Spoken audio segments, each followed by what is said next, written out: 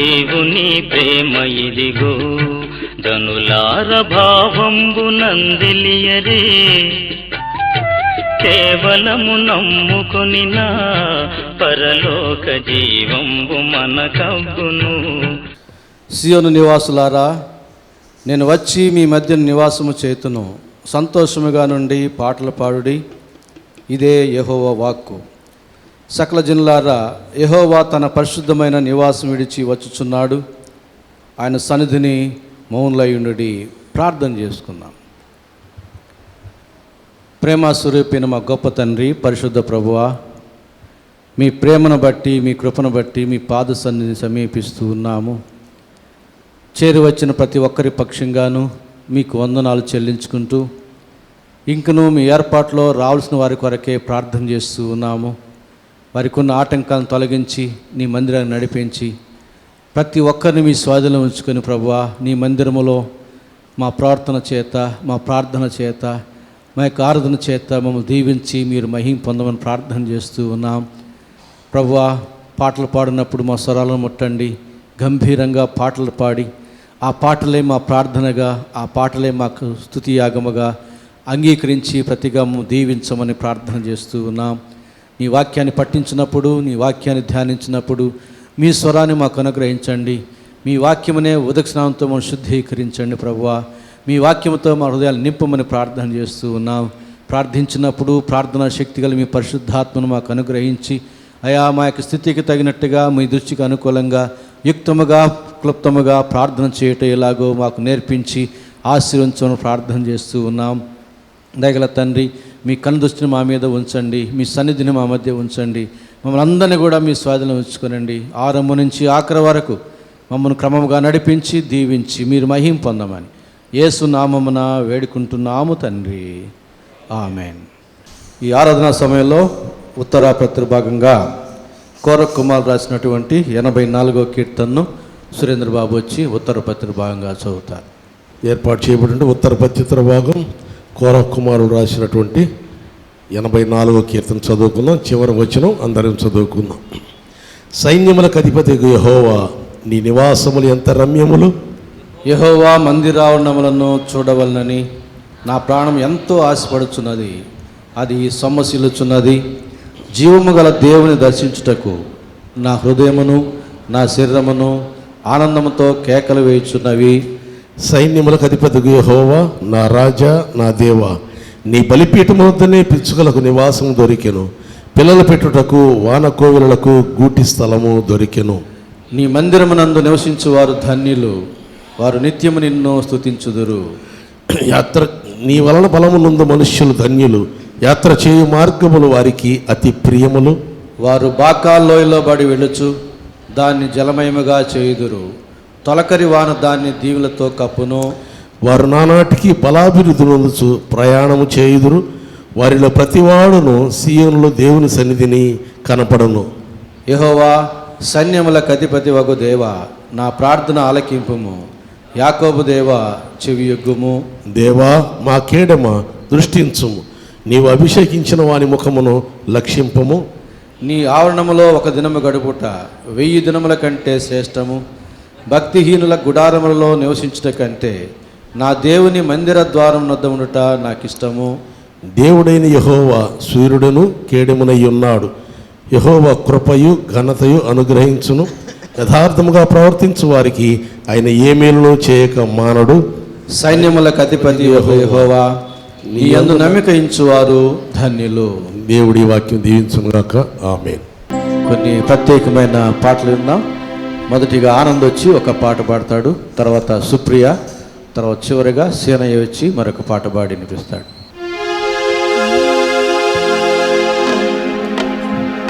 తెలుసా మనసా యేసయ్య ప్రేమయంతో,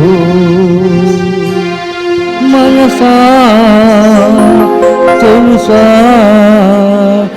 ఆ ప్రేమ విలువలేమిటో.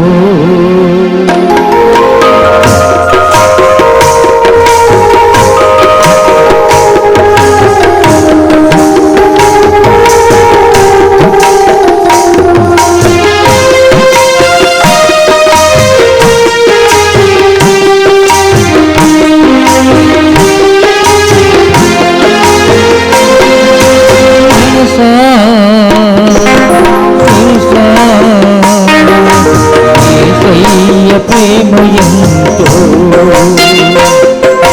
తెలుసా మనసా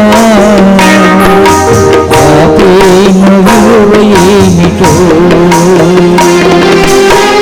నిన్ను ప్రేమించి జీవం ఇచ్చి నిన్ను ప్రేమించి జీవం ఇచ్చి నిన్ను పోషించిన నీతో మనసా తెలుసా యేసయ్య ప్రేమయంతో తెలుసా మనసా ఆ ప్రేమ విలువ ఏమిటో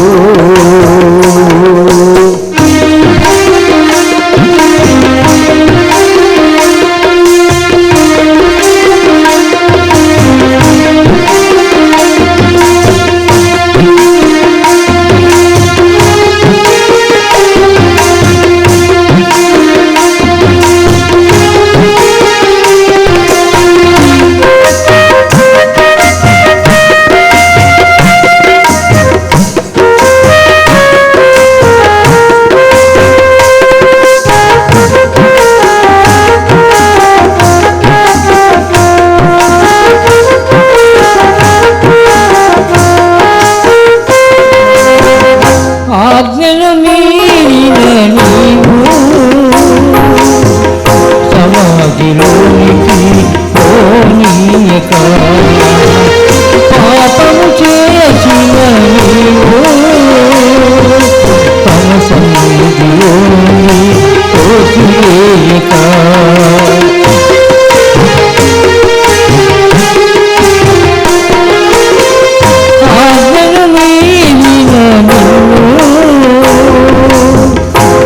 సమాధిలోనికి పోనీయక పాపము చేసిన నిన్ను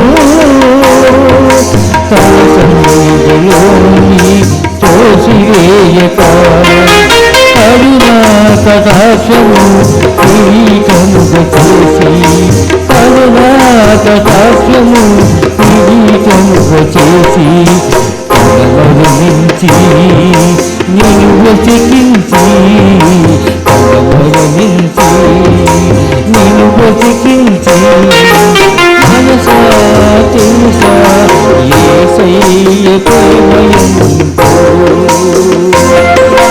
తెలుసా మనసా ఆ ప్రేమ విలువ ఏమిటో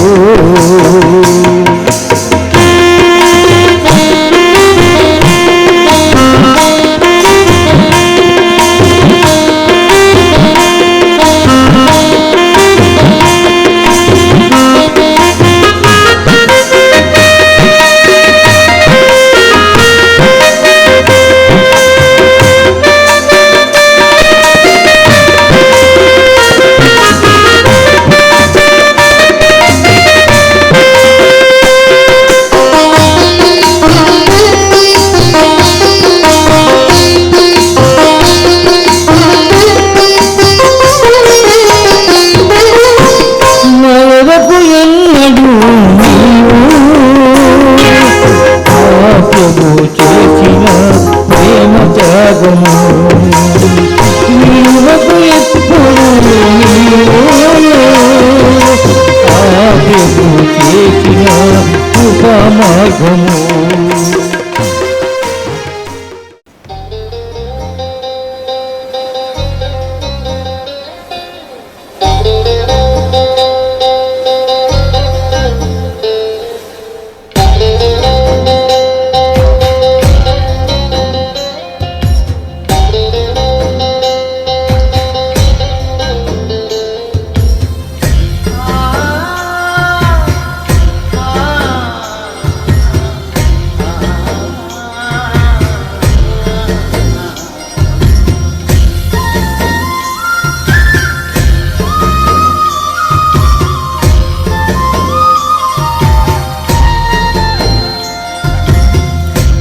లంగరేసినావా నా నావకు కొట్టుకొని పోకుండా నీ చివరకు లంగరేసినావా నా నావకు పట్టు చరిపోకుండా నా బ్రతుకుకు అలలను అదిమి పట్టి అలజడి అనగొట్టి తీరం చేరేదాకా నావలోన అడుగు పెట్టి కలవరమిడిచిపెట్టి కలతను తరిమి కొట్టి ఊపిరి ఆగేదాకా ప్రేమతోనే చంక పెట్టి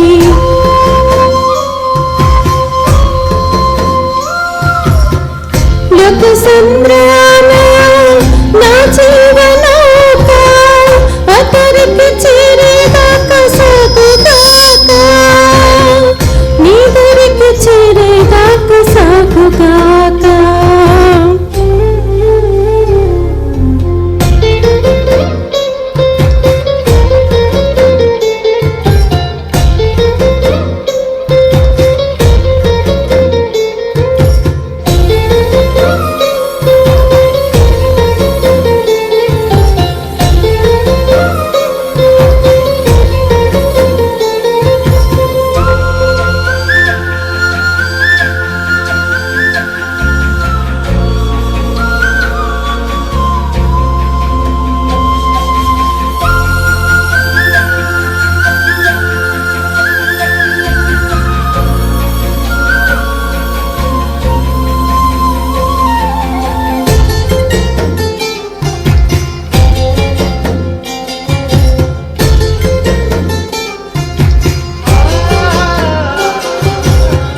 చుట్టూ ఉన్న లోకం మాయదరి సుడిగుండం నటనడి సంద్రాన పటలాగే వైనం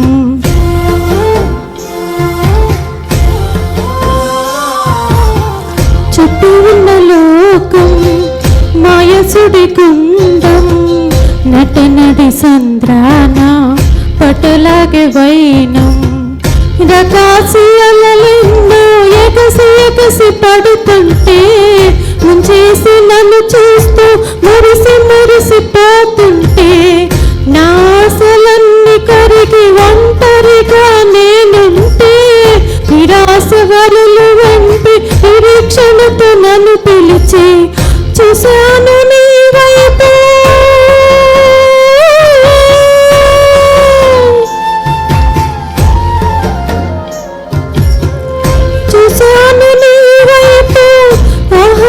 చల్లని చూపు ఆహా ఎంత చల్లని నీ చూపు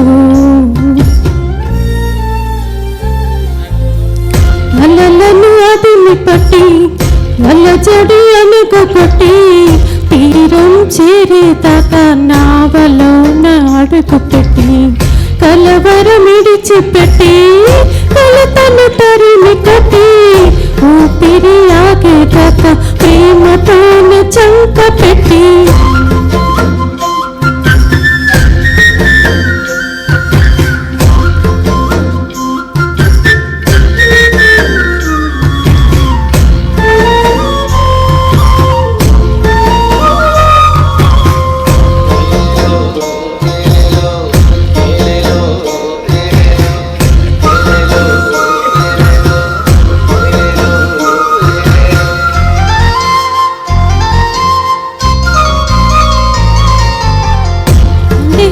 గాలి తుఫాను సాగనిక ఆపుతుంటే సత్యవాక్య జాడలేక ఒడబ్రతలవుతుంటే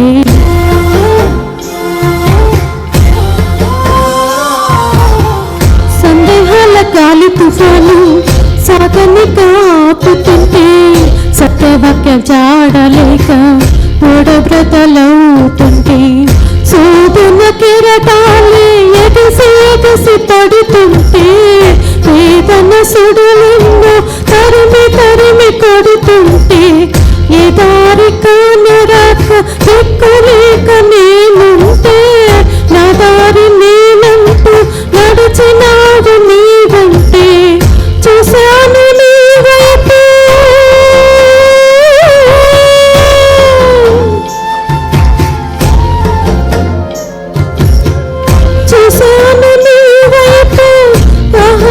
చల్లని చూపు ఆహా ఎంత చల్లని నీ చూపు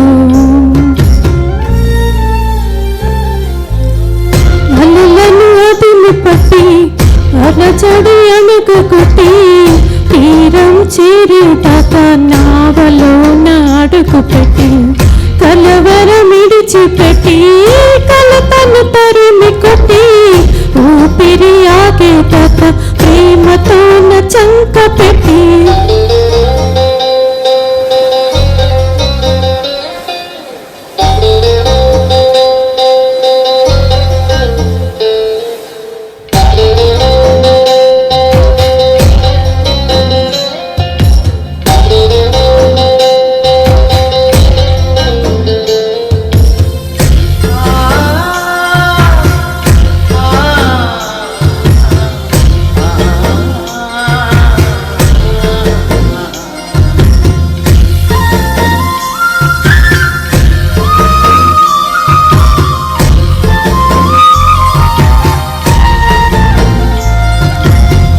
జీవవకు చేత పట్టి నీ చిత్తాన్ని మదిన పెట్టి జీవదాత నీదు సేవే జీవితానికి అర్థమంటూ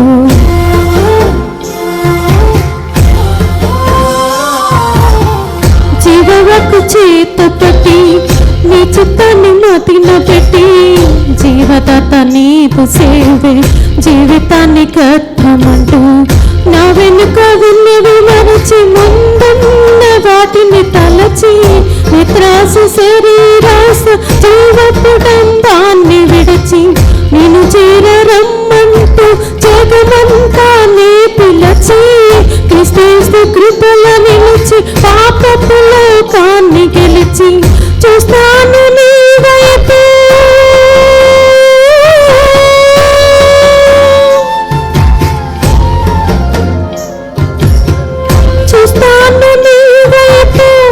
ఊపిరి ఉన్నంతసేపు నాలో ఊపిరి ఉన్నంతసేపు అలలను అదిమి పట్టి అలజడి అణగొట్టి తీరం చేరేదాకా నావలో నాడుకు పెట్టి కలవరమిడిచిపెట్టి కలతను తరిమి కట్టి ఊపిరి ఆగేదాకా ప్రేమతోన చంక పెట్టి లంగరేసినావా నా నావకు కొట్టుకొని పోకుండా నీ చివరకు లంగరేసినావా నా నావకు పట్టు జారిపోకుండా నా బ్రతుకుకు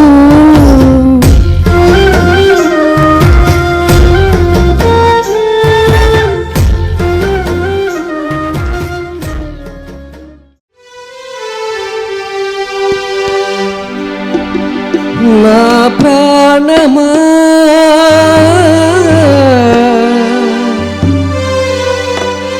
నా ప్రాణమా నన్ను ఎన్నడు మరువని నా ప్రాణమా నన్ను ఎన్నడు మరువని నా ప్రాణమా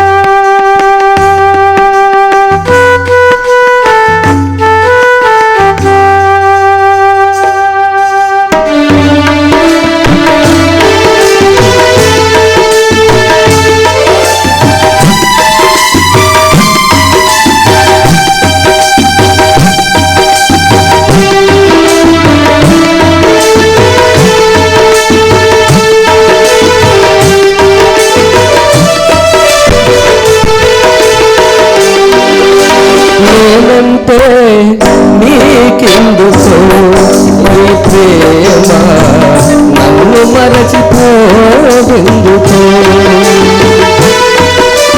నా ఊసే నీకెందుకో నీ ప్రేమ నన్ను మరచిపోవెందుకో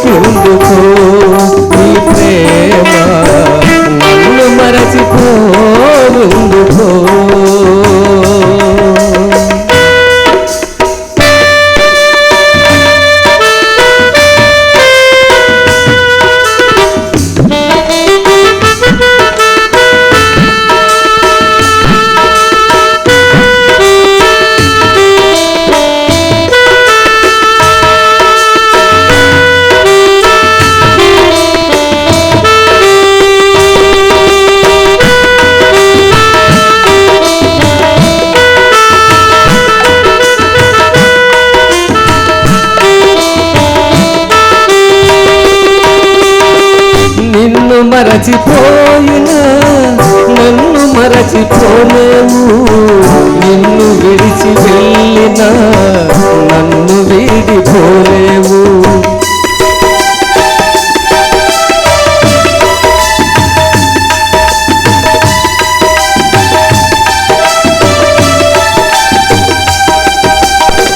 నిన్ను మరచిపోయినా నన్ను మరచిపోలేవు, నిన్ను విడిచి వెళ్ళినా నన్ను వీడిపోలేవు. ఎందుకెంత ప్రేమ నాపై యేసయ్యా, ఎందుకెంత ప్రేమ నాపై యేసయ్యా, ఎందుకెంత ప్రేమ నాపై యేసయ్యా, ఎందుకెంత ప్రేమ నాపై యేసయ్యా.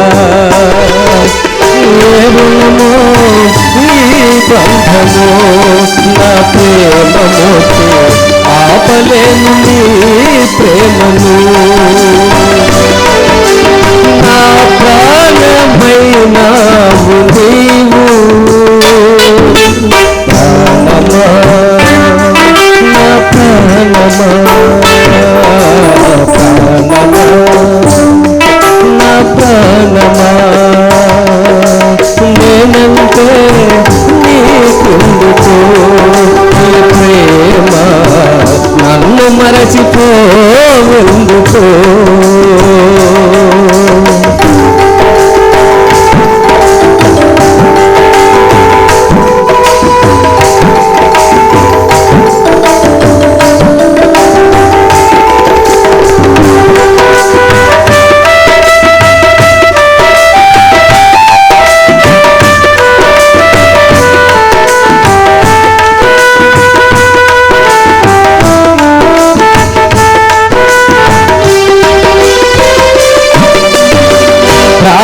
ప్రార్థించకపోయినా పలకరిస్తూ ఉంటావు, మాట వినకపోయినా కలవరిస్తూ ఉంటావు.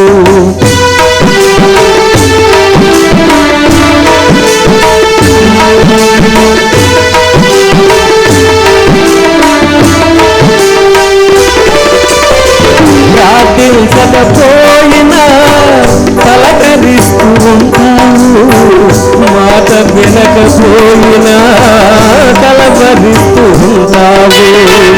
ఎందుకెంత ప్రేమ నాపై యేసయ్యా, ఎందుకెంత ప్రేమ నాపై యేసయ్యా.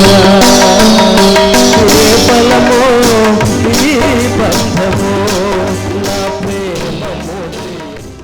చేయబడినటువంటి లేఖన భాగములు మత్తయి సువార్త 25వ అధ్యాయం 31 నుంచి 40 వరకు నూరి ప్రవీణ్ వచ్చి చదువుతుండగా దయచేసి సంఘం నిలుచుండాలని మనం చేస్తున్నాను.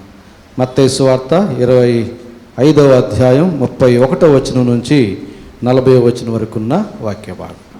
నేటి పరిశుద్ధ దినము ధ్యాన నిమిత్తమై ఏర్పాటు చేయబడిన వాక్య భాగము మత్తయి సువార్త 25వ అధ్యాయము 31వ వచనం నుంచి 40వ వచనం వరకు.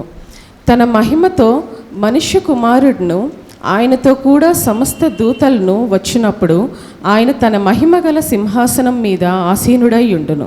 అప్పుడు సమస్త జనములు ఆయన ఎదుట పోగు చేయబడుదురు. గొల్లవాడు మేకలలో నుండి గొర్రెలను వేరుపరిచినట్లు ఆయన వారిని వేరుపరిచి తన కుడివైపున గొర్రెలను ఎడమవైపున మేకలను నిలువబెట్టును.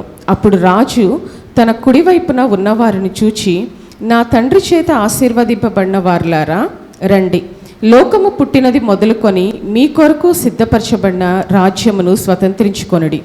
నేను ఆకలిగొంటిని, మీరు నాకు భోజనం పెట్టితిరి. దప్పిగొంటిని, నాకు దాహం ఇచ్చితిరి. పరదేశినయ్యుంటిని, నన్ను చేర్చుకొంటిరి. దిగంబరినయ్యుంటిని, నాకు బట్టలిచ్చితిరి. రోగినయ్యుంటిని, నన్ను చూడవచ్చితిరి. చెరసాలలో ఉంటిని, నా యొద్దకు వచ్చితిరని చెప్పును. అందుకు నీతిమంతులు, ప్రభువా, ఎప్పుడు నీవు ఆకలిగొని ఉండుట చూచి నీకు ఆహారం ఇచ్చితిమి? నీవు దప్పిగొని ఉండుట చూచి ఎప్పుడు దాహం ఇచ్చితిమి? ఎప్పుడు పరదేశివై ఉండుట చూచి నిన్ను చేర్చుకొంటిమి? దిగంబరివై ఉండుట చూచి బట్టలిచ్చితిమి? ఎప్పుడు రోగివై ఉండుట అయినను చెరసాలలో ఉండుట ఆయనను చూచి నీ యొద్దకు వచ్చితిమని ఆయనను అడిగెదరు.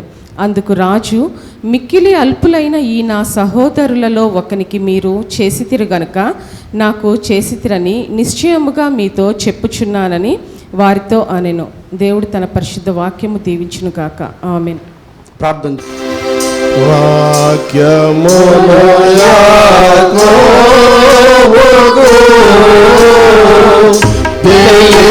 తెలియజేసిన వాడని ఏ జనముకి లాగునా చేసి ఉండలేదని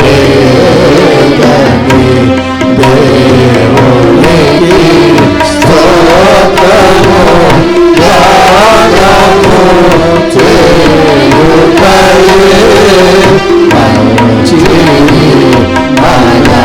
మనమందరము స్తుతి గానము చేయుటయే మంచిది. దయచేసి మనకు వర్తమానం అందించడానికి మన మధ్య రెవరెండ్ డాక్టర్ రాజశేఖర్ దాసరి గారు ఉన్నారు. వీరు మన పరిచర్లో అనేక రీతిలుగా సహాయ సహకారాలు అందిస్తున్నారు. క్యారల్స్ అప్పుడు మన గృహాలను దర్శించి ప్రార్థన చేసి ఆశీర్వదిస్తున్నారు.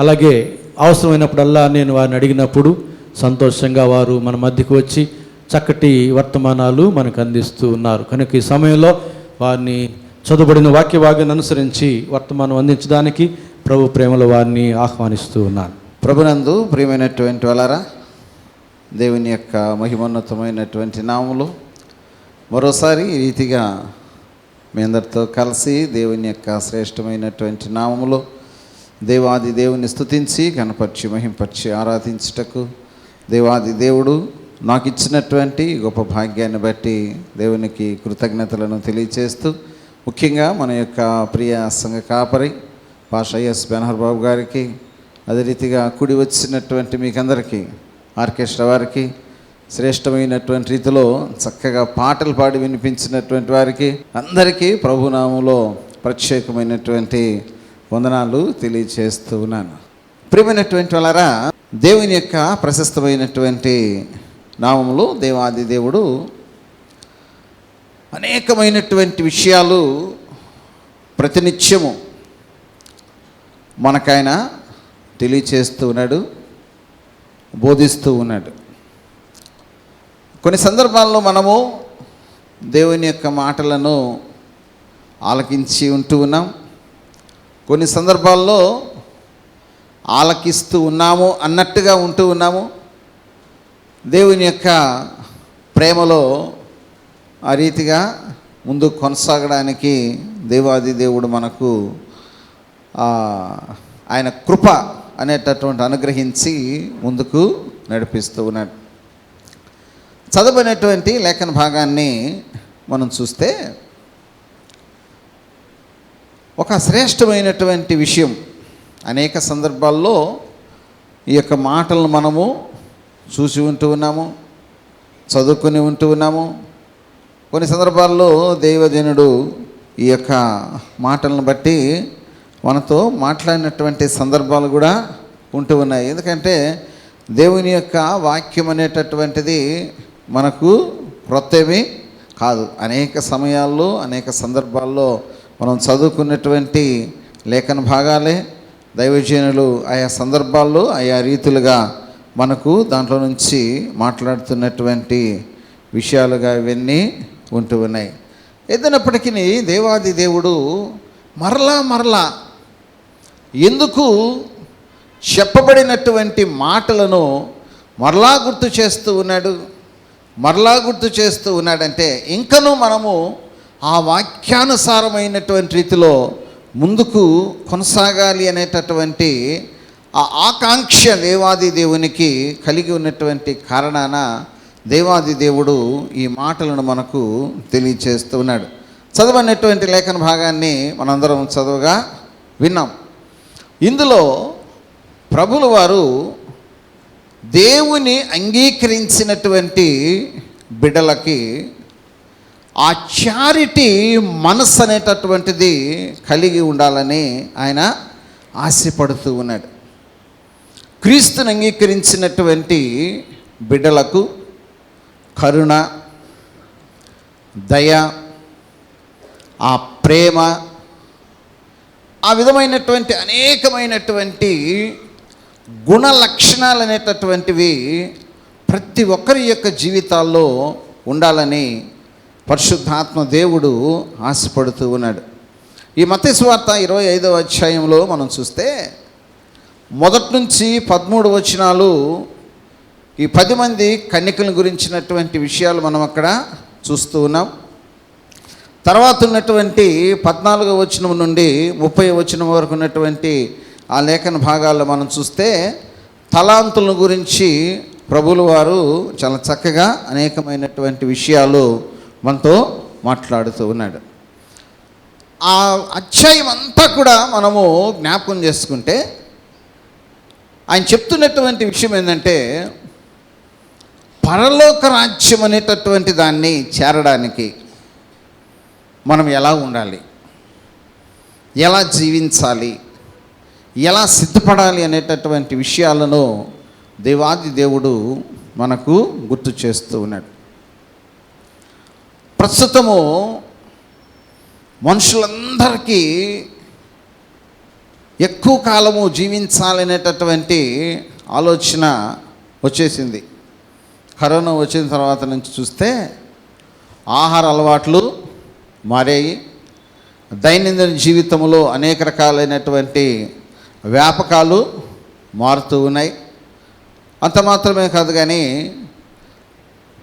ఈ ఎప్పుడు లేనటువంటి వాళ్ళు ఈ వాకింగ్లు, జాగింగ్లు ఎన్ని చేయటము ప్రారంభము చేస్తూ ఉన్నారు, చేసి ముందుకు కొనసాగుతూ ఉన్నారు. కారణం ఏంటంటే ఏ విధమైనటువంటి శారీరక బలహీనతలు అనేటటువంటివి రాకుండా మంచి ఆయుష్తో ఆరోగ్యంతో జీవించాలనేటటువంటి ఆలోచన కలిగి ఇవన్నీ చేస్తూ ఉన్నారు. మంచిదే.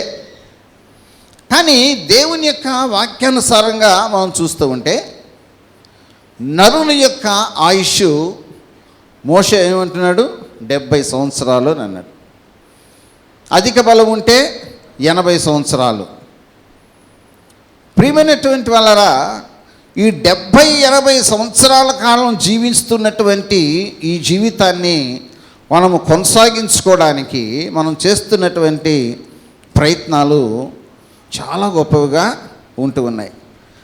కానీ దేవాది దేవుడు ఈ 70-80 సంవత్సరాల కాలంలో మనం జీవిస్తున్నటువంటి జీవిత విధానాన్ని బట్టి శాశ్వత కాలము, శాశ్వత దేవుడైనటువంటి ఆయనతో నిత్య సహవాసం చేయడానికి, నిత్య జీవం చేయడానికి మన యొక్క లైఫ్ స్పాన్ అనేటటువంటిది అక్కడ సుదీర్ఘమైనటువంటి కాలము పెంచి ఉన్నాడు అనేటటువంటి విషయాన్ని మనం మర్చిపోతున్నాం చాలా సందర్భాల్లో. అందరికి ఆశ, ఏం ఆశ అంటే చనిపోయిన తర్వాత అందరం కూడా ఎడకపోవాలనుకుంటాము. ఎవరో నరకానికి పోవాలనుకుంటున్నారా? ఎవరు అనుకోరు. అందరు ఎక్కడికి వెళ్ళాలనుకుంటారు?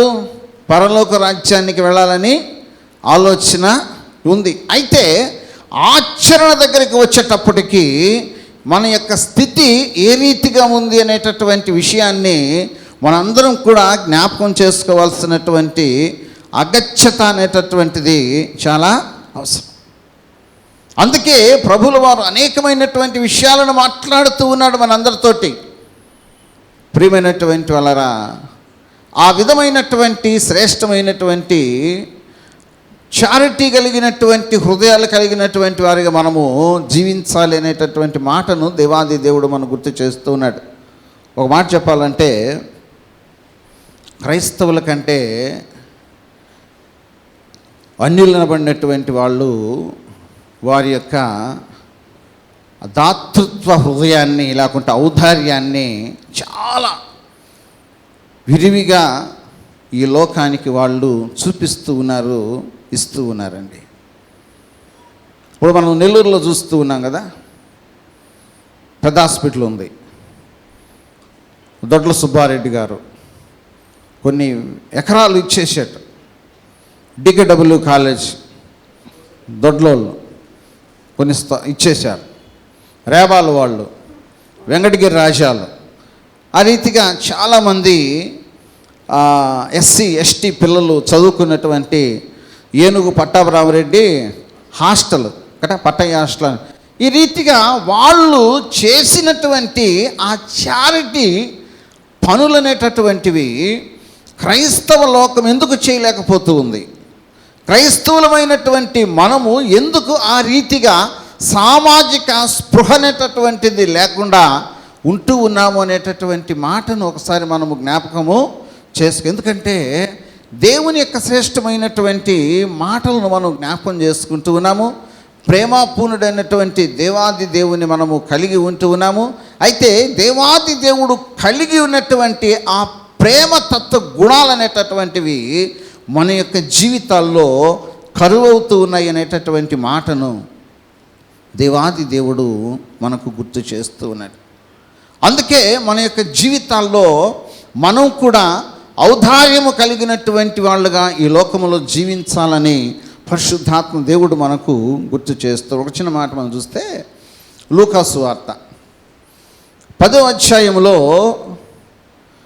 మనం చూస్తూ ఉన్నాము. ఒక యాత్రికుడు యెరూషలేము నుండి యెరికోకు దిగి వెళుతూ ఉన్నాడు. దొంగలు అతన్ని ఆయా రీతులుగా హింసించి అతన్ని దోచుకున్నారు. ఆయన అక్కడ పడిపోయి ఉన్నాడు. మొట్టమొదటిగా యాజకుడు ఆ దారిలో వెళుతూ ఉన్నాడండి. యాజకుడు వెళుతూ ఉన్నాడు. ఆ పడిపోయినటువంటి వ్యక్తిని చూచాడు. ఆయన పాటికి ఆయన పక్క నుంచి వెళ్ళిపోయాడు. తర్వాత ఒక లేవీయుడు వస్తూ ఉన్నాడు. ఆ పడిపోయినటువంటి వ్యక్తిని చూచాడు. ఆయన కూడా ఆయన పని ఆయన చేసుకుంటూ ముందుకు కొనసాగుతూ ఉన్నాడు. మూడో వ్యక్తి ఎవరు వస్తున్నాడు? సమరయుడు వస్తూ ఉన్నాడు. ఆ సమరయుడికి మనం పెట్టినటువంటి పేరు ఏంటంటే మంచి సమరయుడు, అంతే కదా. ఎందుకు ఆయన మంచి సమరయుడు అయ్యాడు అని అంటే ఆయన నిజమైనటువంటి దేవుని యొక్క ప్రేమ, దేవాది దేవుని యొక్క ఆ శ్రేష్టమైనటువంటి కరుణ అనేటటువంటిది చూపించినటువంటి కారణాన ఆ సమరయుడిని మనం ఏమంటున్నామంటే మంచి సమరయుడు అని అంటూ ఉన్నాము. యాజకుడికి ఎందుకు లేదు? లేవీయుడికి ఎందుకు లేదు? దేవుని యొక్క ప్రశస్తమైనటువంటి సన్నిధిలో ఉండేటటువంటి వాళ్ళు కదా, దేవుని యొక్క సేవ చేసేటటువంటి వాళ్ళు కదా. అయినా కూడా వాళ్ళకి ఏం లేదంటే అట్టి మంచి మనసు అనేటటువంటిది లేదు. ఒకవేళ దేవాది దేవుడు పరలోక రాజ్యం అనేటటువంటిది ఈ ముగ్గురులో ఇవ్వాలనుకుంటే ఎవరికి ఇస్తాడు? దేవుని సన్నిధిలో యాజకత్వం చేసేటటువంటి యాజకునికి ఇస్తాడా? లేవీయులకి ఇస్తారా? లేకుంటే సమరయుడికి ఇస్తాడా? సమరయుడికి ఇస్తాడు. ఎందుకనంటే అతని యొక్క జీవితం ఎలా ఉందంటే కేవలము మాటలు చెప్పేటటువంటి జీవితంగా కాకుండా క్రియాత్మకమైనటువంటి జీవితాన్ని జీవిస్తున్నటువంటి కారణాన ఆ పరలోక రాజ్యం అనేటటువంటిది అతనికి దేవాది దేవుడు ఇవ్వడానికి సంసిద్ధంగా ఉంటూ ఉన్నాడు. ఆ రీతిగానే ప్రియమైనటువంటి వాళ్ళరా, ఈ క్రైస్తవ విశ్వాస జీవితంలో ముందుకు కొనసాగుతున్నటువంటి మనందరం కూడా ప్రశస్తమైనటువంటి ఔదార్యం అనేటటువంటిది కలిగి ఈ లోకములో జీవించకపోతే పరలోక రాజ్యం అనేటటువంటిది మనం స్వతంత్రించుకోవడానికి సిద్ధంగా లేము అనేటటువంటి మాటను దేవాది దేవుడు మనకు గుర్తు చేస్తూ ఉన్నాడు. యేసుక్రీస్తు ప్రభుల వారు మనందరి పాపాల నిమిత్తమై మరణించాడు. మూడో దిన ఆయన పునరుద్ధానుడై లేచాడు. తర్వాత ఆయన ఆరోహణమై వెళ్ళేటటువంటి సమయంలో దేవుని యొక్క దూతలు ఒక మాట మాట్లాడుతూ ఉన్నారు. ఆయన్ని వెంబడిస్తూ వస్తున్నటువంటి వాళ్ళని చూచి. అపోస్తుల కార్యము గ్రంథము 1వ అధ్యాయం 10-11 వచనాల్లో మనం చూస్తే దేవుని యొక్క దూతలు వారితో మాట్లాడితే ఏమంటున్నాడంటే, మీ యొద్ద నుండి పరలోకమునకు చేర్చుకొనబడుతున్నటువంటి ఈ యేసుక్రీస్తు ప్రభుల వారు ఏ రీతిగా అయితే పరలోకమునకు వెళ్ళుట మీరు చూచితురో అదే రీతిగా ఆయన తిరిగి వస్తాడు అనేటటువంటి మాటను వాళ్ళు తెలియజేశారు. ప్రభువులు కూడా ఆయన నేను ఆరోహణమై వెళ్ళిన తర్వాత మరలా మీకోసం నేను తిరిగి వస్తాను అనేటటువంటి ఆ శ్రేష్టమైనటువంటి వాగ్దానం అనేటటువంటిది మనందరి యొక్క జీవితాల్లో ఆయన చేస్తూ ఉన్నాడు. యోహాను సువార్తను మనం చూస్తే యోహాను సువార్త 14వ అధ్యాయము 2-3 వచనాల్లో ప్రభువుల వారు అంటాడు, నా తండ్రి ఇంట అనేక నివాసములు కలవు, మీకు స్థలము సిద్ధపరచ నేను వెళుచున్నాను. నేను వెళ్ళి మీకు స్థలము సిద్ధపరిచి నేనుండు స్థలములో మీరును ఉండులాగున మరలా వచ్చి నా యొద్ద ఉండుటకు మిమ్మల్ని తీసుకుని నేను పోతానని చెప్పాడు. ఇది వాగ్దానం. దేవాది దేవుడు చేసినటువంటి వాగ్దానాన్ని మర్చిపోయేటటువంటి దేవుడు కాదు. అందుకే ఇందాక మనం చదవబడినటువంటి లేఖన భాగాన్ని చూస్తే మత్తయి సువార్త 25వ అధ్యాయము 31వ వచనంలో మనం చూస్తే, తన మహిమతో మనుష్య కుమారుడును ఆయనతో కూడా సమస్త దూతలను వచ్చినప్పుడు ఆయన తన మహిమ గల సింహాసనం మీద ఆసీనుడై ఉన్నాడు. ఇప్పుడు ఆయన ఆసీనుడై ఉన్నాడు. మనందరం కూడా ఏం చేస్తున్నామంటే ఆయన యొక్క సింహాసనం ఎదుట నిలబడి ఉంటూ ఉన్నాము. ఇప్పుడు ఆయన మనకు జడ్జిమెంట్ ఇవ్వాల. ఏ రీతిగా మనము ఈ లోకములో జీవించాము, ఏ రీతిగా మనము సంఘములో జీవించాము, ఏ రీతిగా మనము కుటుంబంలో జీవించాము అనేటటువంటి విషయాన్ని జ్ఞాపకము చేసుకోవాలి. మొట్టమొదటిగా ఈ లోక సంబంధమైనటువంటి సామెత ఒకటి చూస్తే, ఇంట గెలిచి రచ్చగలవాలా అని అన్నారు. ఇంట్లో మనము ఈ ప్రశస్తమైనటువంటి ఔదార్యము కలిగినటువంటి లక్షణాలు కలిగి ఉండాలి. విషయం ఏంటంటే కుటుంబంలో కూడా భార్యాభర్త అనేటటువంటి వాళ్ళు ఇద్దరు ఒకటే. సంసారం అనేటటువంటి ఆ బండిని భార్యాభర్తలు ఇద్దరు కూడా సమబుజ్జీలుగా ఉండి లాగితే ఆ బండి సజావుగా ముందుకు కొనసాగుతుంది. అలా కాకుండా చాకరీ అంతా ఒక కాంపైన వేసేసి మనము రిలాక్స్ అవుతూ ఉంటే, ఇప్పుడు యేసుక్రీస్తు ప్రభుల వారు మహిమ కలిగినటువంటి సింహాసనం మీద కూర్చొని ఆ గొర్రెల్ని మేకలను వేరు చేసేటటువంటి సమయంలో, రాజశేఖర ఈ గొర్రెల దగ్గరికి రా అంటే నా భార్య వెంటనే చేపెట్టి, సార్ స్మాల్ సబ్మిషన్ సార్ అని అంటుంది. ఏందమ్మా అని అంటే, ఇంట్లో నన్ను ఎంత యాపక తిన్నాడో మీకు తెలీదా, ఎట్ట తీసుకుపోతావు ఆయన్ని గొర్రెల్లోకి, మేకల్లో పెట్టండి సార్ ఆయన్ని అని అంటుంది. అవునా కాదమ్మా? కాబట్టి ఈ చారిటీ మనసు అనేటటువంటిది బయటకు వచ్చి మనం కాలర్ ఎగరేసుకున్నప్పుడు మాత్రమే కాదు, ఇంట్లో కూడా మనము దేవాది దేవుని యొక్క ఆ శ్రేష్టమైనటువంటి ఆ ప్రేమతత్వం అనేటటువంటిది కుటుంబంలో కూడా మనము తప్పకుండా చూపించి తీరాలి. అదే రీతిగా సహోదరుల మధ్యలో కూడా, ఒక తల్లికి 5 మంది బిడ్డలు ఉన్నారనుకోండి, ఆ 5 మంది బిడ్డలు దేవాది దేవుడు అనుగ్రహించినటువంటి ఆ సహోదర ప్రేమ, సహోదరి ప్రేమ అనేటటువంటిది లేకపోతే దేవాది దేవుని యొక్క శ్రేష్టమైనటువంటి చిత్తానుసారమైనటువంటి పరలోక రాజ్యాన్ని స్వతంత్రించుకోలేము. నీ సహోదరుడితో, నీ సహోదరుడితో నీకేం లేదని అంటే ఆ శ్రేష్టమైనటువంటి సఖ్యత లేదు. అయ్యగారు ఇందాక ప్రార్థన చేశాడు. ఈడ ఆ ప్రార్థన చేస్తూ ఉన్నప్పుడు నిజమే చాలా సందర్భాల్లో ఒక తల్లికి పుట్టినటువంటి బిడలుగా ఉన్నటువంటి వాళ్ళు ఏం చేసిపోతున్నారంటే ఈరోజు బద్ధ శత్రులుగా తయారైపోతూ ఉన్నారు. లేకుంటే నామకార్థమైనటువంటి ప్రేమ కలిగినటువంటి వారిగా ఉంటూ ఉన్నారు. ముఖస్థుతి కలిగినటువంటి వారిగా ఆ రీతిగా మాట్లాడుకుంటూ ముందు కొనసాగేటటువంటి పరిస్థితుల్లో ఉంటూ ఉన్నారు. అందుకే ప్రభునందు ప్రియమైనటువంటి వాళ్ళరా, దేవుని యొక్క శ్రేష్టమైనటువంటి నామములో ఆ సహోదరులు సహోదరుల మధ్యలో ఆ శ్రేష్టమైనటువంటి ఆ కన్సర్న్ అనేటటువంటిది లేకపోతే దేవుని యొక్క చిత్తానుసారమైనటువంటి పరలోక రాజ్యాన్ని మనము స్వతంత్రించుకోలేమనేటటువంటి మాటను కూడా దేవాది దేవుడు గుర్తు చేస్తూ ఉన్నాడు. హేబేల్ని చంపేసినటువంటి విషయము దేవాది దేవుడికి తెలీదా? కయ్యను దగ్గరకు వచ్చి దేవాది దేవుడు మాట్లాడుతూ ఉన్నాడు, కయ్యను హేబేలేడి అని అంటే కయ్యను ఏమంటాడండి, నా తమ్ముడికి నేనేమన్నా కావాలి? ఎస్, వాడు నీకు తర్వాత పుట్టినటువంటి వాడు కాబట్టి నువ్వు వాడికి కావలి వాడివే. వాని యొక్క సంరక్షణ బాధ్యతలో నీకు కూడా భాగం ఉంది.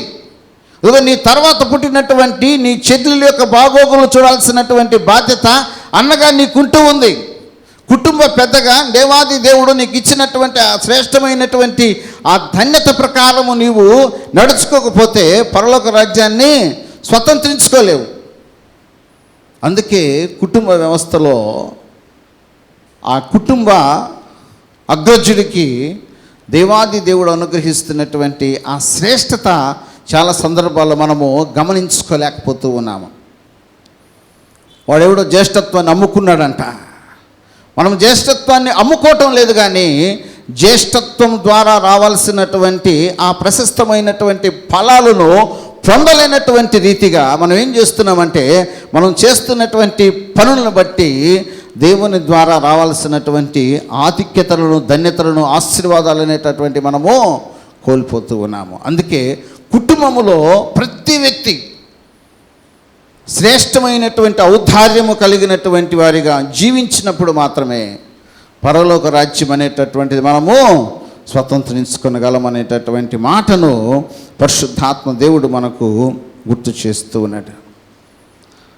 అదే రీతిగా ప్రభునందు ప్రియమైనటువంటి వాళ్ళరా, సంఘములో కూడా మనందరము కూడా ఔదార్యము కలిగినటువంటి వారిగా ఉండాలనేటటువంటి మాటను దేవాది దేవుడు మనకు గుర్తు చేసి, ఏ విధమైనటువంటి ఔదార్యం మనం కలిగి ఉండాలా? కొరింథీ సంఘానికి రాసినటువంటి 2వ పత్రిక 8వ అధ్యాయము మనం చూస్తే, ఇక్కడ ఒక సంఘాన్ని గురించి పరిశుద్ధాత్మ దేవుడు మనకు తెలియచేస్తూ ఉన్నాడు. కొరింథీలకు రాయబడినటువంటి 2వ పత్రిక 8వ అధ్యాయము 1-2 వచనాల్లో చూస్తే మాసిదోనియా సంఘం అక్కడ మనకు కనపడుతూ ఉంది.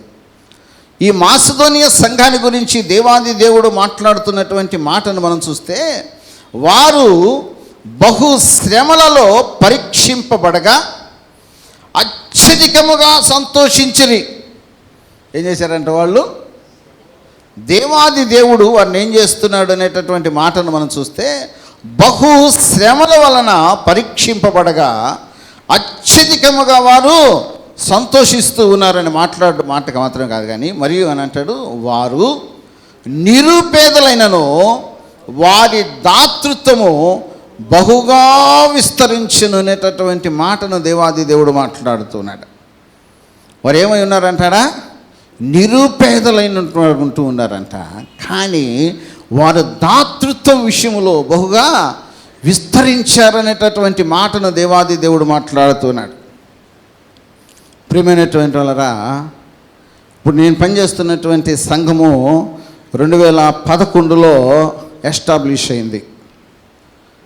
ఇప్పుడు మేము మంచి స్థలాన్ని కొనుక్కున్నాం, 43 అంకణాల స్థలం. దాంట్లో 35 అంకణాల్లో బ్రహ్మాండ బిల్డింగ్ కట్టాం. మేము ఎలా కట్టాం చెప్పండి? మా సంఘ బిడ్డలందరూ కూడా లక్షలు ఇచ్చారండి అని వాళ్ళకు ముందుకు వచ్చింది. అందుకని మంచి సంఘాన్ని మేము కట్టుకోగలిగినామన్నమాట. అందుకంటే సంఘములో ఎప్పుడు కూడా మనము దాతృత్వము కలిగినటువంటి వాళ్ళుగా మనము ఉండాలి. ప్రియమైనటువంటి వాళ్ళరా, దేవుని యొక్క శ్రేష్టమైనటువంటి ఈ నిరుపేదైనటువంటి ఈ యొక్క మాసిదోనియా సంఘము అట్టి శ్రేష్టమైనటువంటి ఔదార్యము కలిగినటువంటి హృదయము కలిగినటువంటి సంఘం అది. ఒకవేళ దేవాది దేవుడు మరి 100 రూపాయలు కూడా వారానికి నాకు ఈలైనటువంటి స్థితిలో నీవు ఉన్నావంటే, నేను నీకు ఇచ్చే ఆశీర్వాదాలు కూడా నేను కొలత పెట్టుకుంటే దేవాది దేవుడు మనం ఏమాత్రం ఈ లోకములో ముందుకు కొనసాగలమా? అందుకే ప్రభునందు ప్రియమైనటువంటి వాళ్ళరా, దేవుని యొక్క ప్రశస్తమైనటువంటి నామములో పరిశుద్ధాత్మ దేవుడు మరొక విషయాన్ని అక్కడే గుర్తు చేస్తున్నారు. చూడండి, కొరింథీ సంఘానికి రాసిన 2వ పత్రిక 8వ అధ్యాయం 12వ వచనంలో చూస్తే, సిద్ధమైన మనస్సు కలిగి ఉంటే, ఏ మనసు అంట? సిద్ధమైన మనస్సు కలిగి ఉంటే శక్తికి మించి కాదు కానీ కలిమి కొలది ఇచ్చినది ప్రీతికరమగును అనేటటువంటి మాటను దేవాది దేవుడు మాట్లాడుతున్నాడు. ప్రియమైనటువంటి వాళ్ళ, దేవాది దేవునికి ప్రీతికరమైనటువంటిది ఏంటంటే, దేవాది దేవుడు చెప్తున్నటువంటి మాట శక్తికి మించి ఇచ్చేటటువంటిది కాదు కానీ నీకున్నటువంటి కలిమిలో కదా. అందుకే పేద విధవరాలు 2 కాసులు ఇచ్చిందంట. చాలామంది చాలా ఎక్కువ కానుకలు ఇస్తూ ఉంటే ఆ ఉండి దగ్గర కూర్చున్నటువంటి ఆయన అంటూ ఉన్నాడు, అందరికంటే ఆమె ఎక్కువ ఇచ్చిందంట. అది ఎలాగండి?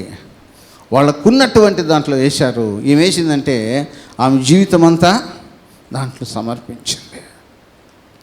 ప్రియమైనటువంటి వాళ్ళరా, ఒకవేళ ఆమెకి లోకములు ఏమీ లేకుండా ఉండొచ్చు, కానీ పరలోక రాజ్యములో ఆమెకు శ్రేష్టమైనటువంటి స్థితిని, పౌరసత్వాన్ని దేవాది దేవుడు ఏర్పాటు చేసి ఉంటున్నాడు అనేటటువంటి మాటను పరిశుద్ధాత్మ దేవుడు మనకు గుర్తు చేస్తూ ఉన్నాడు. అందుకే ప్రియమైనటువంటి వాళ్ళరా, సంఘములో కూడా చాలా సందర్భాల్లో మనం ఏం చేస్తుంటామంటే మాటలు చెప్తూ ఉంటాము, కానీ దేవాది దేవుని యొక్క అభీష్టం మేరకు మనం ఏం చేయాలనంటే క్రియాత్మకమైనటువంటి రీతిలో, ఆచరణ యోగ్యమైనటువంటి రీతిలో ఆ మాటలు మాత్రమే కాదు కానీ క్రియాత్మకమైనటువంటి ఔదార్యాన్ని మనము కలిగి ఉంటూ ఉన్నప్పుడు పరలోక రాజ్యములో దేవాది దేవుడు శ్రేష్టమైనటువంటి స్థానాన్ని, ఆ స్థితిని మనకు అనుగ్రహించడానికి ఆయన సంసిద్ధంగా ఉన్నాడు అనేటటువంటి మాటను దేవాది దేవుడు నీకు నాకు గుర్తు చేస్తూ ఉన్నాడు. అందుకే ప్రభునందు ప్రియమైనటువంటి వాళ్ళరా, శ్రేష్టమైనటువంటి రీతిలో మనం ముందుకు కొనసాగాల. చూడండి, ఒక ఆయనకి ఒక ఇబ్బంది వచ్చింది అనుకోండి. అతను ఏం చేస్తున్నాడంటే సంఘస్థుల దగ్గరికి, ఒక ఆయన దగ్గరికి వచ్చాడు అనుకోండి. ఆ వచ్చినప్పుడు పాపం అతను ఎంత శ్రమలో, ఎంత దుఃఖములో, ఎంత లేమిలో ఆయన అక్కడికి వస్తూ ఉన్నాడు. మధ్యాహ్నం 1 గంటకు వచ్చాడు అనుకోండి ఒక వ్యక్తి మన ఇంటి దగ్గరికి. ఆ టైంలో మన ఇంటికి వచ్చినటువంటి వ్యక్తిని మనము ఏం అడగాలి చెప్పండి? రా చేయగడుకో, మంచి ఎండను పడి వచ్చావు, రా ముందు చేయగడుకో, భోజనం చేయి, తర్వాత మాట్లాడుకుందాం అనాలి. అంతే కదా?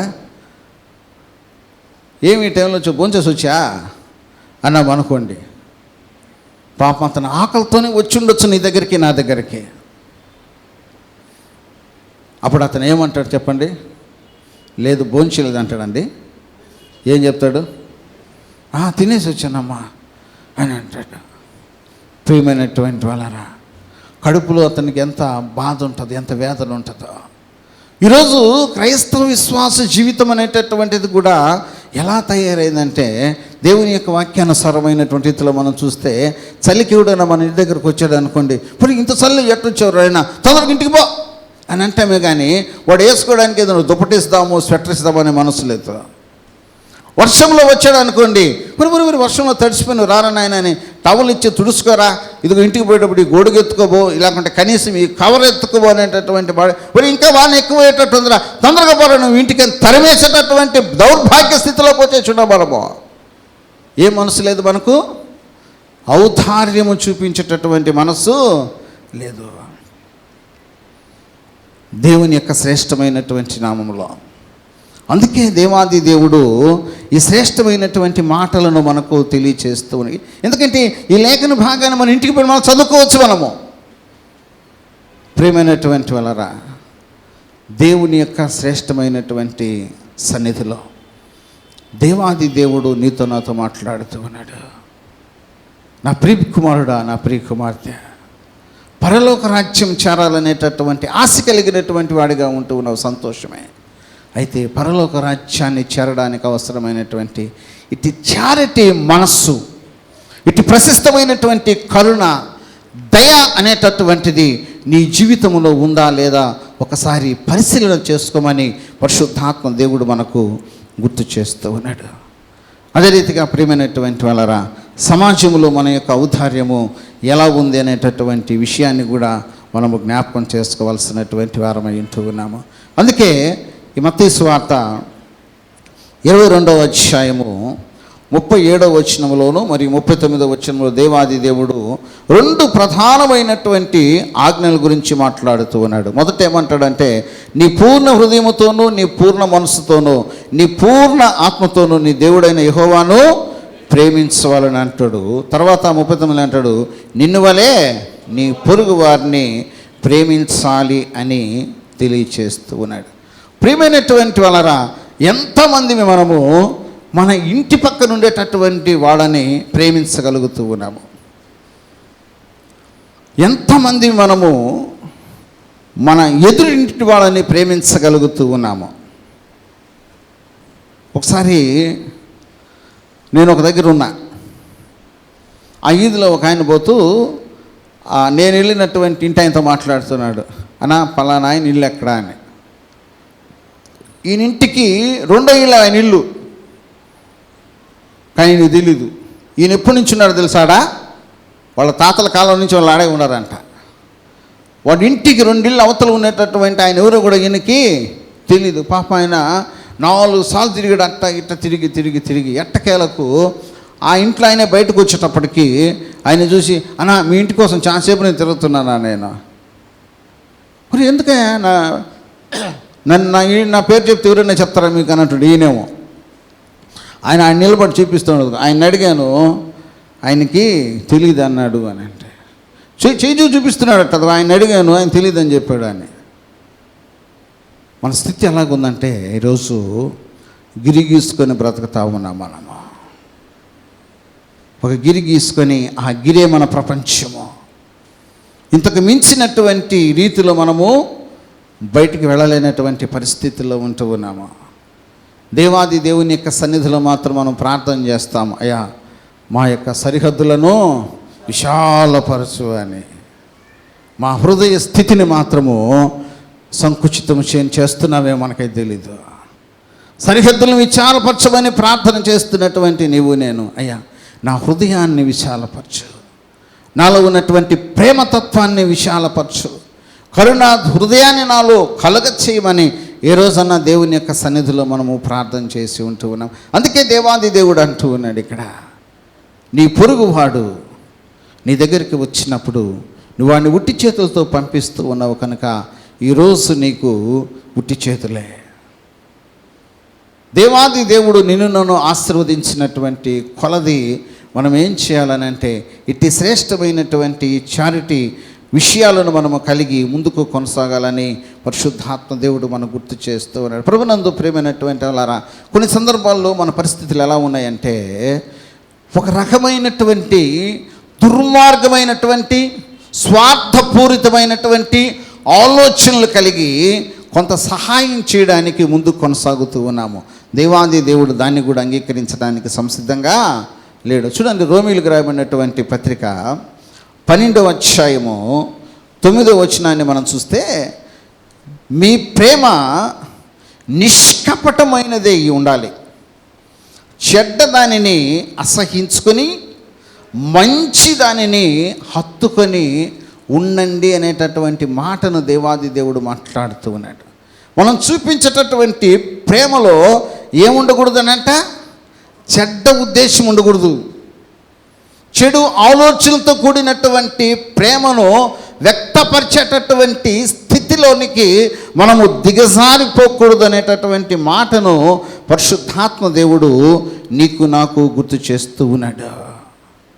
కొన్ని సందర్భాల్లో మనం ఏం చేస్తున్నామంటే కొంతమంది, అందరం చెప్పను, వారి హృదయాల్లో ఉన్నటువంటి కొన్ని దుర్మార్గమైనటువంటి ఆలోచనలను వారు బయటికి వ్యక్తపరచకుండా ఒక రకమైనటువంటి ప్రేమ చూపించినట్లుగానే జాలి చూపించినట్లుగానే ఉండి అనేక రకాలైనటువంటి పాపాలకు ప్రేరేపించబడేటటువంటి స్థితులలో మనం ఈరోజు ముందుకు కొనసాగుతున్నామనేటటువంటి మాటను పరిశుద్ధాత్మ దేవుడు మనకు గుర్తు చేస్తున్నాడు. అందుకే ప్రభునందు ప్రియమైనటువంటి వాళ్ళరా, దేవుని యొక్క శ్రేష్టమైనటువంటి మనం అనుకోవచ్చు, దేవాది దేవుని యొక్క ప్రశస్తమైనటువంటి సన్నిధికి వెళుతూ ఉన్నాను, ప్రార్థన చేస్తూ ఉన్నాను, పాటలు పాడుతూ ఉన్నాను, వాక్యం చెప్తూ ఉన్నాను, దశంభాగం ఇస్తూ ఉన్నాను, కృతజ్ఞత కానుకలు ఇస్తూ ఉన్నాను, లేకుంటే కృతజ్ఞత కూడికలు పెట్టుకుంటూ ఉన్నాను, భోజనాలు పెడుతూ అనుకుంటూ ఉండవచ్చు. కానీ ప్రియమైనటువంటి దేవాది దేవుడు ఏం చేస్తున్నాడంటే మన యొక్క హృదయాలను పరీక్షించి చూస్తూ ఉన్నాడు.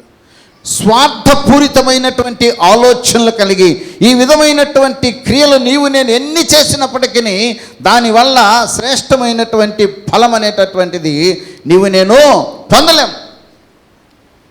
దేవుని యొక్క హృదయానుసారమైనటువంటి రీతిలో మనం ముందుకు కొనసాగుతూ ఉన్నప్పుడు మాత్రమే దేవుని ద్వారా శ్రేష్టమైనటువంటి దీవెన ఆశీర్వాదాలు స్వతంత్రించుకోవడానికి పరిశుద్ధాత్మ దేవుడు మనకు సహాయం చేయడానికి సంసిద్ధంగా ఉన్నాడు అనేటటువంటి మాటను ప్రభు మీకు నాకు గుర్తు చేస్తూ ఉన్నాడు.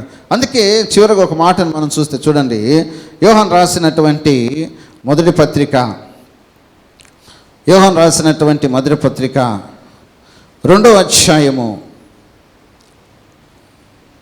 యోహాను రాసినటువంటి మొదటి పత్రిక 2వ అధ్యాయము 5-6 వచనాలు మనం చూస్తే, ఆయన వాక్యము ఎవడు గైకొనునో వానిలో దేవుని ప్రేమ నిజముగా పరిపూర్ణమాయను. అందుకే ప్రియమైనటువంటి వాళ్ళరా, ప్రకటన గ్రంథంలో చాలాసార్లు దేవాది దేవుడు మాట్లాడుతూ ఒక మాట అంటాడు కదా, చెవి గలివాడు వినుగాక. అందుకే దేవాది దేవుడు మాట్లాడుతున్నటువంటి మాట ఏంటంటే ఆయన వాక్యము ఎవడు గైకొనునో, వినడం కాదు, విన్నటువంటి వాక్యాన్ని మర్చిపోయి వెళ్ళిపోయేటటువంటి వాళ్ళు కూడా చాలామంది ఉన్నాం. అందుకే దేవుని యొక్క వాక్యము ఎవడు గైకొనునో వానిలో దేవుని ప్రేమ నిజముగా పరిపూర్ణమయ్యను. ఆయన యందు నిలిచియున్న వాడనని చెప్పుకున్నవాడు, ఆయన యందు నిలిచియున్న వాడనని చెప్పుకున్నవాడు ఆయన ఎలాగూ నడుచుకొనినో అలాగే తానును నడుచుకున్న బద్ధుడై ఉన్నాడు. మనం ఆయన యందు ఉన్నామని దీని వలన తెలుసుకొనుచున్నాము. ప్రియమైనటువంటి వాళ్ళరా, స్వపరీక్ష చేసుకోవాల్సినటువంటి దినాల్లో మనం ఉంటూ ఉన్నాము. ప్రపంచ యుద్ధం ఎప్పుడు వస్తుందో నీకు నాకు తెలీదు. మరలా ఏ విధమైనటువంటి వేరియంట్ పుడుతుందో నీకు నాకు తెలీదు.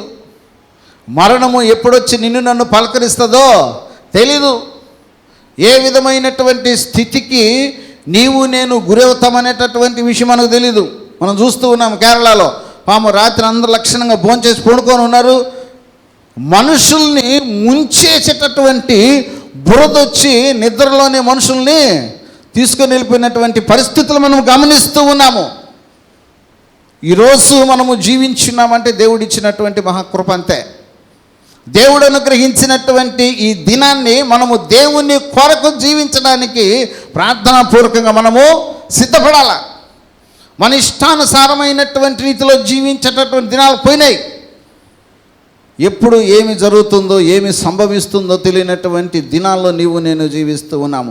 అందుకే ప్రియమైన దేవాది దేవుడు అంటాడు, వాక్యానుసారమైనటువంటి రీతిలో మనము జీవించాల్సినటువంటి అవసరత ఎంతైనా ఉంది అనేటటువంటి మాటను దేవాది దేవుడు గుర్తు.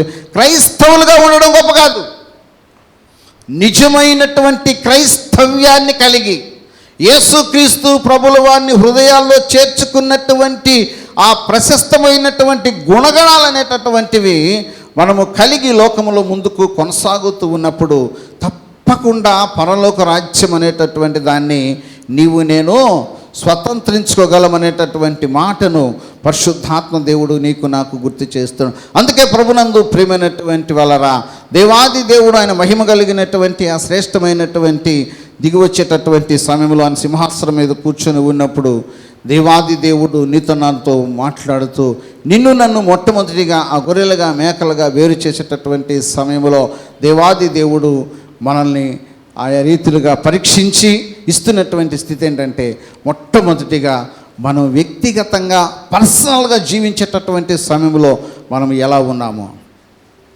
కుటుంబంలో జీవిస్తున్నటువంటి సమయంలో మనం ఎలా ఉంటూ ఉన్నామో, సంఘములో ఉన్నటువంటి సమయంలో మనం ఎలా ఉంటూ ఉన్నామో, సంఘములో నుంచి వెలుపలికి వెళ్ళిన తర్వాత సమాజంలో మనము ఎలా ఎన్ని విషయాలను క్రోడీకరించి చివరాఖరికి దేవాది దేవుడు ఈ శ్రేష్టమైనటువంటి ఆ గొర్రెల గుంపులో ఉన్నటువంటి వారితో మాట్లాడినటువంటి రీతిగా, నా తండ్రి చేత ఆశీర్వదించబడినటువంటి వారలారా, ఆ శ్రేష్టమైనటువంటి పిలుపుకు తగినటువంటి జీవితము నీలో నాలో ఉందా అనేటటువంటి విషయాన్ని మనము పరీక్షించుకోవాల్సినటువంటి అవసరం ఎంతైనా. నేను దేవుని చేత నిజంగా ఆశీర్వదించబడ్డానా? లోక సంబంధమైనటువంటి ఆశీర్వాదాలు కాదు ప్రియమైనటువంటి వాళ్ళరా, దేవుని చేత నిజమైనటువంటి ఆశీర్వాదం ఏంటంటే ఆ ప్రశస్తమైనటువంటి పరలోక రాజ్యములో చేరడానికి అవసరమైనటువంటి ఆ స్థితి అనేటటువంటి విషయాన్ని మనం ఎప్పుడు కూడా గుర్తించుకోవాల్సినటువంటి అవసరం ఉందని దేవాది దేవుడు నీకు నాకు గుర్తు చేస్తూ, దేవాది దేవునికి ఆశ ఏ ఒక్కడు కూడా నశించిపోవడం దేవునికి చిత్తమో కాదు. అయితే ఆ నశించిపోయేటటువంటి స్థితిలో ఉన్నటువంటి నీవు నేను రక్షింపబడినటువంటి స్థితిలోనికి వచ్చి పరలోక రాజ్యాన్ని స్వతంత్రించుకోవడానికి దేవాది దేవుడు నీకు నాకు కొన్ని శ్రేష్టమైనటువంటి విషయాలను ఈ పరిశుద్ధ గ్రంథములో చాలా చక్కగా తెలియజేసి ఉంటూ ఉన్నాడండి. వీటిని మనము చదవడం మాత్రమే కాదు కానీ గ్రహించి వాటిని హృదయంలో పదిలిపరుచుకొని ఆ రీతిగా జీవించటానికి మనము తీర్మానం చేసుకొని ముందు కొనసాగుతున్నప్పుడు దేవుని యొక్క శ్రేష్టమైనటువంటి పరలోక రాజ్యాన్ని స్వతంత్రించుకోవడానికి కావాల్సినటువంటి కృప ఆయన నీకు నాకు అనుగ్రహించడానికి సంసిద్ధంగా ఉన్నాడు. అట్టి కృప పరిశుద్ధాత్మ దేవుడు మనకందరికీ అనుగ్రహించునుగాక. ఆమేన్. Thank you. ఈ సమయాన్ని ఇచ్చినటువంటి పాస్టర్ గారికి కూడినటువంటి మీకు అందరికి కూడా వందనాలు తెలియజేస్తున్నాను.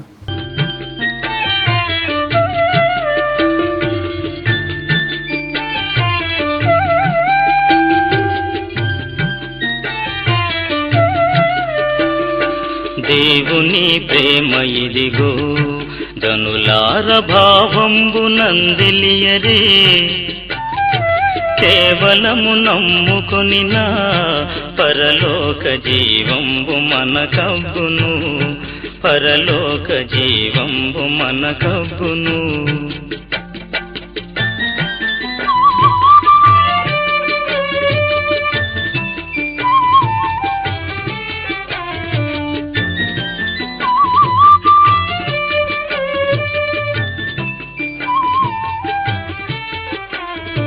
సర్వలోకము మనలను తన వాక్య సత్య